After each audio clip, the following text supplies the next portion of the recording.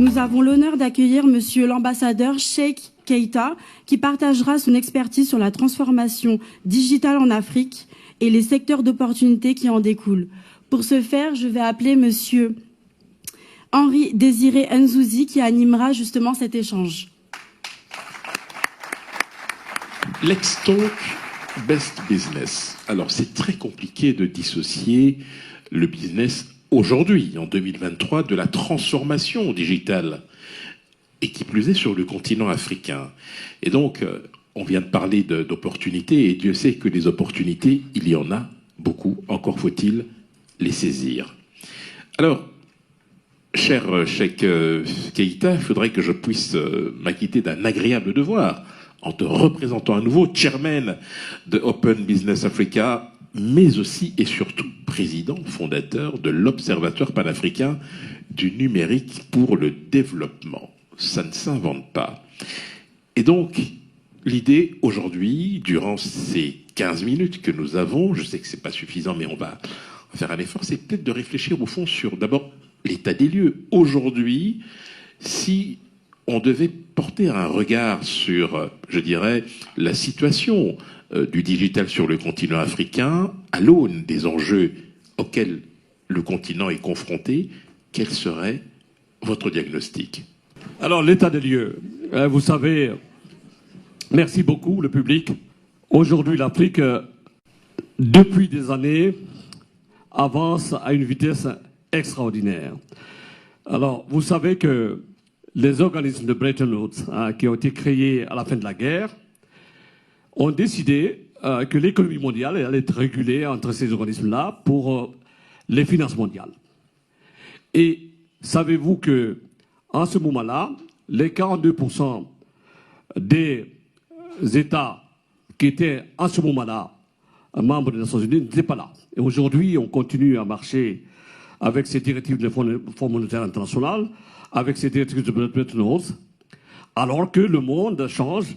L'Afrique, qui n'était pas prise en compte, a atteint un niveau de compréhension et d'utilité extraordinaire.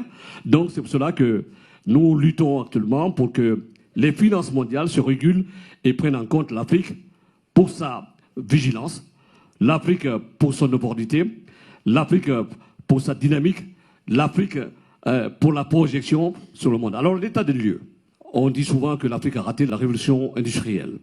Et nous sommes aujourd'hui avec un allié important qui est la révolution digitale, qui de surcroît a aussi l'intelligence artificielle. L'Afrique doit prendre en compte pour générer une nouvelle stratégie pour son émergence, afin de créer des choses utiles pour son avancement. Alors, les États ont compris, mais il y a une certaine divergence parce que les États travaillaient au départ chacun de son côté, et nous avons créé l'OPND, l'Observatoire panafricain numérique, pour réfléchir ensemble, afin que les États puissent prendre en compte cette nécessaire convergence, une dynamique en commun, pour créer quelque chose en commun, pour réfléchir en commun, pour faire des choses en commun, parce que la e-gouvernance, elle est utile pour tous les pays. Aussi, la cybercriminalité, pour le combat, c'est utile pour tous les États. L'enseignement formation, éducation, c'est utile pour les pays. Donc l'Afrique aujourd'hui est à l'orne d'une avancée extraordinaire pour la révolution digitale. Alors moi je suis un peu perplexe, pas par rapport à ce que vous venez de dire, loin de là, mais tout de même, lorsque l'on prend les chiffres aujourd'hui, on dit par exemple que le taux de pénétration pour ce qui est de l'Internet sur le continent est très très faible, on parle de 2, 3, 4, voire 5%, et curieusement, on nous parle effectivement de cette transformation digitale, de cette révolution numérique qui est indispensable. Et d'ailleurs, je pense qu'elle fait même l'objet d'un chapitre dans les différents objectifs qui nous sont demandés par les fameux ODD.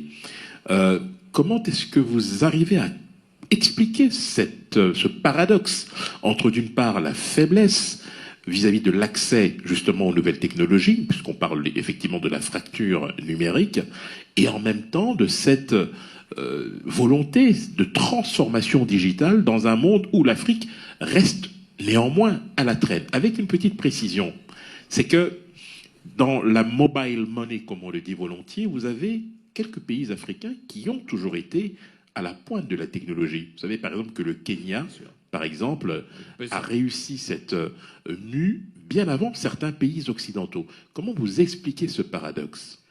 Le paradoxe est très simple, parce que quand vous voulez réussir dans un secteur, il faut vous donner les moyens de réussir. Et les moyens immédiats pour réussir, c'est une stratégie cohérente. Les personnes qui sont passées avant moi dans le masterclass pour le business l'ont dit. Vous devez avoir une projection concrète et claire de ce que vous voulez. Vous mettez les bases de cette action. Dans le cadre digital, il faut des infrastructures. Il faut que l'Afrique coalise avec toute l'Afrique. Il faut qu'on se batte ensemble. Je vais vous donner un exemple. Ça fait des années que le barrage de Ndinga à RDC, que nous en parlons. Alors, c'est un exemple précis. J'étais à une conférence où j'ai dit, mais on parle d'une possibilité de faire ce barrage depuis des années. Mais et si nous coalisons, chacun met autour de la table 1 euro, moi je mets 3 euros, vous mettez 15 euros, 20 euros, enfin, en termes de chiffres, je parle de millions. Nous pouvons établir un élément concret de convergence pour essayer de créer quelque chose, travailler ensemble pour réaliser ce barrage. Parce que si vous attendez que les financiers extérieurs arrivent dans votre pays avec tous les risques qu'ils disent souvent, alors que nous avons des pays qui ont des taux de croissance à 2 chiffres, ben on n'arrivera pas. Et puis il faut que l'Afrique arrête d'attendre l'argent qui vient d'ailleurs. Nous avons de l'argent chez nous. Il suffit de créer un caucus pour réfléchir ensemble, pour bâtir la possibilité de faire, la possibilité d'avancer et les infrastructures. Vous savez, le Black Ball, le fil qui relie les États, on est avancé jusqu'à un certain niveau. Mais pour avancer et pour multiplier ça, il faut de l'argent. Et donc, il faut une stratégie cohérente. Et puis, il faut qu'on crée des finances propres avec des investisseurs locaux comme les Dangote, comme ceux qui sont riches en Afrique, pour investir sur les infrastructures. Si on n'investit pas sur les infrastructures, on ne peut pas développer tout à fait la révolution digitale. Alors, sur ceux qui ont compris, il y a notre ami qui est dans la salle, de Orange, ils ont compris que finalement, la nouvelle donne du monde, c'est la rapidité, c'est l'exigence, c'est la dynamique, c'est aussi la rapidité d'exécution. Ils se sont engouffrés dans le money transfer. Aujourd'hui, je pense que Orange Money fait beaucoup plus d'argent en Afrique qu'en France. Alors, je voudrais revenir sur ce que vous venez de dire. Est-ce que tout cela est facile lorsque vous avez sur le continent africain pas mal de pays, on ne va pas les citer, qui dépendent encore largement de l'aide extérieure, dont les budgets sont financés parfois à hauteur de 60% de leur budget. Ça, c'est une première chose. Et si je prends l'exemple de la ZLECAf, par exemple, c'est une très bonne idée. L'idée étant de développer le commerce intra-africain. Mais dans le même temps, vous privez certains pays qui sont beaucoup moins outillés, je dirais, pour affronter la mondialisation et la compétitivité, d'une partie non négligeable de recettes douanières. À ces pays, vous dites, on va laisser entrer en franchise de douane des produits et ça va stimuler le commerce intra-africain. Et quand on n'est pas logé à la même enseigne dans ces conditions-là, est-ce que vous pensez vraiment qu'il est facile de mutualiser les efforts pour aller dans cette direction? Écoutez, pour avancer dans toutes les directives, il faut des très bonnes idées. Et pour construire les idées, il faut du monde autour de la table. Et puis, il faut regarder la conjoncture. Et puis, il faut regarder la situation de chaque pays. Nous sommes un ensemble. On parle de l'Afrique, mais c'est les Afriques. Parce que chaque pays est différent.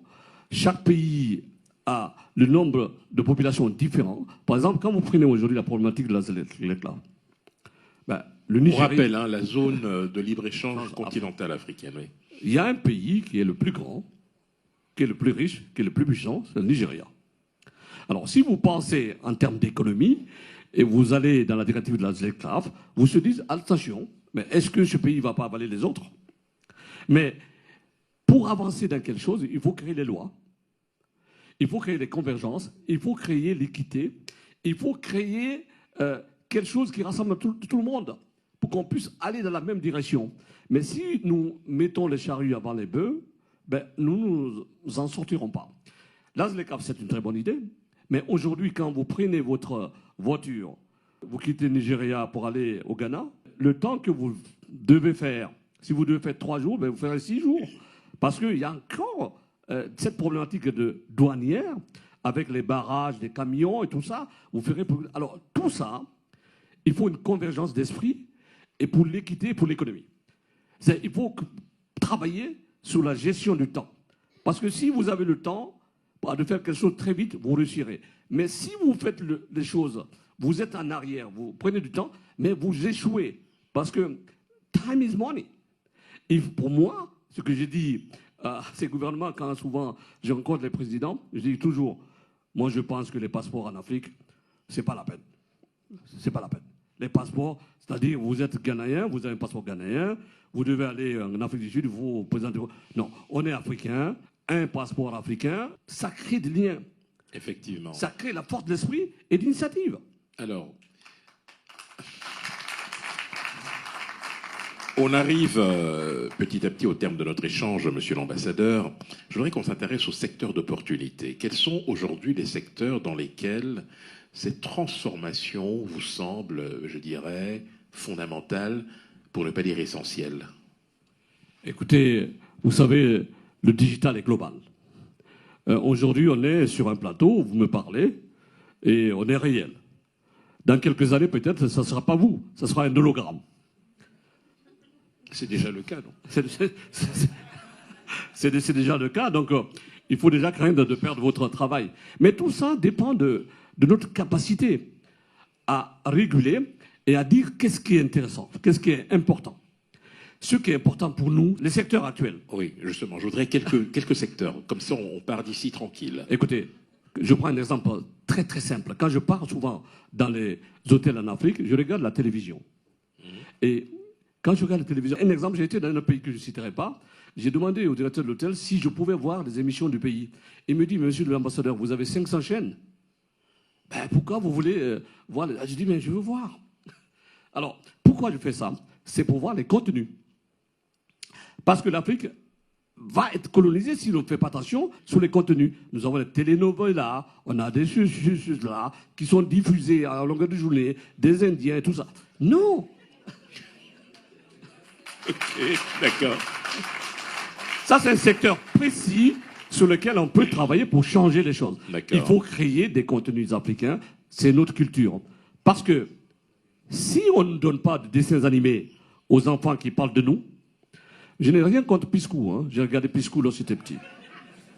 Mais moi, je veux un Piscou africain, hein, qui court là, qui va chercher la mangue, l'orange, et qui va courir pour dire, voilà, je vais au marigot, enfin, quelque chose comme ça. Le sexe essentiel, c'est la créativité, c'est la culture, mais aussi le banking, l'argent.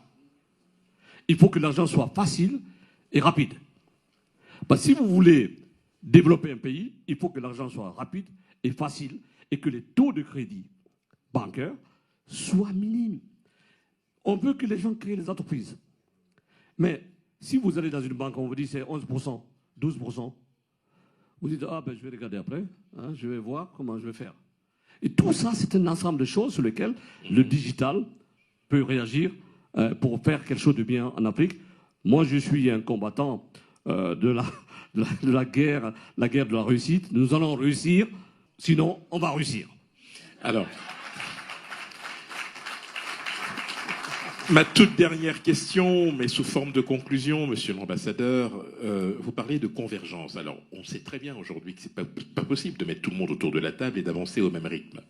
Est-ce que l'idée ne serait pas de développer un peu ce que l'on appelle des coopération renforcée, un peu comme s'est construite l'Europe, c'est-à-dire qu'on est un petit noyau au départ, on avance ensemble sur la base de choses qui nous sont communes, et ensuite, lorsque ça prend, eh bien, les autres peuvent nous rejoindre progressivement. Est-ce que l'idée ne serait pas justement de constituer un noyau de pays qui seraient piliers en la matière et qui entraîneraient dans leur sillage tous les autres? Mais c'est formidable ce que vous dites là. C'est tout à fait ça que je demande depuis des années. Il faut des dragons africains en termes de capacité, en termes d'expertise, en termes de richesse. Alors, qu'est-ce qu'on regarde aujourd'hui? quand on fait une projection sur l'Afrique, quand vous payez pays par pays, il y a un pays dans le monde qui est le plus puissant et qui a la plus grande opportunité du monde, c'est la RDC. C'est le pays le plus puissant en termes de potentialité de mines. Mais les mines, ce n'est pas en Europe, c'est en Afrique. Mais si nous ne prenons pas la décision de dire, voilà, notre Assemblée nationale a décidé de parler à tous les investisseurs qui viennent que nous avons décidé d'arrêter de vendre le produit en brut. Et que notre Assemblée nationale a décidé de transformer nos matières premières, c'est-à-dire le cobalt, le lithium, sur place. Quand on fait ça, on crée de la richesse, on crée des usines chez nous, on a des jeunes qui sortent de l'école, 1 million de jeunes tout le temps, on peut les employer dans le pays au lieu qu'ils prennent des bateaux. C'est une stratégie cohérente qu'il faut créer pour créer la possibilité de convergence et de créer des entreprises chez nous, des usines de transformation. Il faut qu'on arrête. Parce que si vous vendez un brut, vous vendez 700 € la tonne, vous transformez, ben vous le vendez à 3 000 €. Il n'y a pas de photo. Il faut qu'on transforme, il faut qu'on forme pour aller. Alors, et puis pour les entreprises, tout le monde peut créer son entreprise. Mais il faut s'assurer de quelque chose. Il faut être outillé pour créer une entreprise. Parce que moi, je préfère qu'on forme des gens pour créer leurs entreprises que de dire aux gens, créez vos entreprises. On doit outiller les gens. Parce que si on n'outille pas les gens, ben, ils créent des entreprises qui vont mourir 1 an, 2 ans. Donc, il faut outiller les gens pour qu'ils soient capables de créer des entreprises pérennes pour qu'on réussisse ensemble. Ce sera le mot de la fin. Merci infiniment, monsieur l'ambassadeur. Ambassadeur Cheikh Keita, chairman de l'Open Business Africa et également président fondateur de l'Observatoire panafricain pour le numérique, pour le développement. Merci, merci infiniment. Il a oublié quelque chose de très important dont j'ai le cœur, c'est qu'en Afrique aujourd'hui, on a 300 à 400 000 personnes qui meurent pour les faux médicaments. Alors je viens de lancer une initiative qui s'appelle le CEFMA. Le CEFMA, c'est la coalition pour l'éradication des faux médicaments en Afrique. Alors je vous invite tous à m'écrire si vous avez des idées pour qu'on lutte. Alors mon adresse mail, c'est très simple. C'est goafricanow@gmail.com. Allez-y en Afrique maintenant, @gmail.com. Merci, merci. Merci messieurs pour cet échange fort enrichissant.